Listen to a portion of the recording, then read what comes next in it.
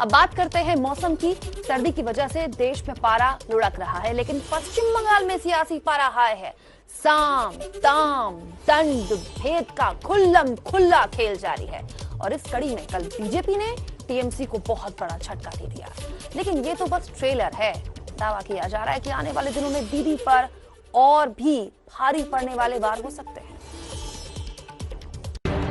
BJP करेगी ममता की party में बड़ी सेंधमारी। शाह आएंगे, दीदी के 60 नेता ले जाएंगे।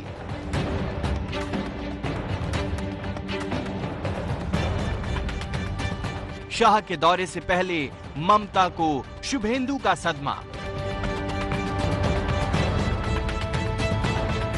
बंगाल में साम दाम दंड भेद का खेल जारी।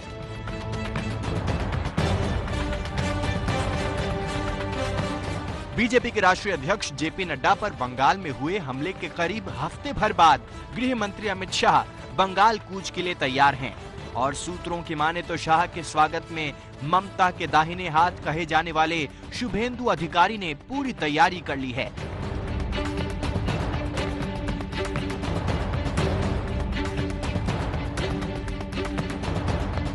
बुधवार को शुभेंदु अधिकारी ने टीएमसी विधायक पद से पहले इस्तीफा दिया और सीधे उन असंतुष्ट नेताओं के साथ मुलाकात की जो टीएमसी में विद्रोह का झंडा बुलंद करने के लिए तैयार हो सकते हैं। इसी कड़ी में शुभेंदु ने टीएमसी के वरिष्ठ सांसद सुनील मंडल और आसनसोल नगर निगम के प्रमुख जितेंद्र तिवारी समेत कुछ और असंतुष्ट नेताओं के साथ बैठक की। वहीं टीएमसी के बागी नित्यानंद चैटर्जी का दावा है कि पार्टी के 60 कद्दावर नेता धीरे धीरे बीजेपी में शामिल होंगे।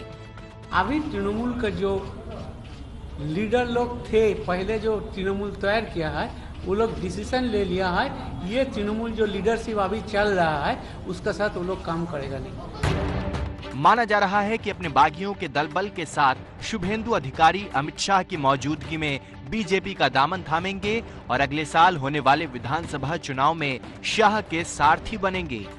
देखिए, हमारा पॉलिटिकल जो करियर है और हम जो जनता है जो बीजेपी में आएगा तो बीजेपी बेनिफिट ही होंगे। बीजेपी तो यही करते हैं, लालच दिखा के धमका के लोगों को अपनी पार्टी में लेते हैं। बीजेपी का तो कोई नीति नहीं है। सारा हिंदुस्तान में देखिए ना, मध्य प्रदेश से कर्नाटक सभी जगह एक ही चीज किया है बीजेपी। वो तो बड़े बड़े पैसे का खेल खेलते हैं। एक तरफ बीजेपी तृणमूल को तोड़ रही है तो दूसरी ओर बंगाल के राज्यपाल जगदीप धनखड़ भी लगातार राज्य सरकार को कटघरे में खड़ा कर रहे हैं। किसी भी व्यवस्था में ये हो जाना कि आपको कोई टोकेगा नहीं, आपको कोई अकाउंटेबल होल्ड नहीं करेगा, ऐसा नहीं होगा। मेरे सामने जो भी बात आएगी, law will take its own course. कानून व्यवस्था का मुद्दा राज्यपाल पहले भी कई बार उठा चुके हैं, क्योंकि हिंसा और पॉलिटिकल मर्डर पश्चिम बंगाल में आम हो गया है, जिसका आरोप बीजेपी टीएमसी पर ही लगाती आई है। लेकिन बीजेपी भी दूध की धुली नहीं है।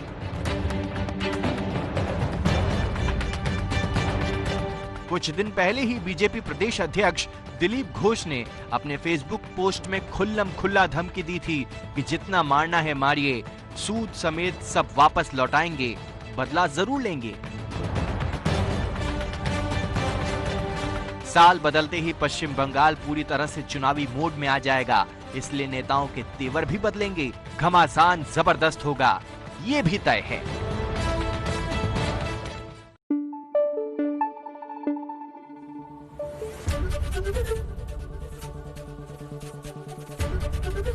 एबीपी न्यूज आपको रखे आगे।